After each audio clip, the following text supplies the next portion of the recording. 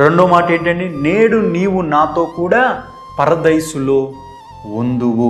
లూకాసు వార్త 23:43 వచనాలు. ఇక్కడ ఏం జరిగింది? యేసుక్రీస్తు ప్రభుతో పాటు ఇద్దరు దొంగలు సిలువ వేయబడ్డారు. ఆ ఇద్దరు దొంగలు కూడా బందిపోటు దొంగలు, భయంకరమైన కూనీలు చేసిన వారు, ఎన్నెన్నో పాపాలు చేసిన వారు. వారికి ఆ శిక్ష తగినది.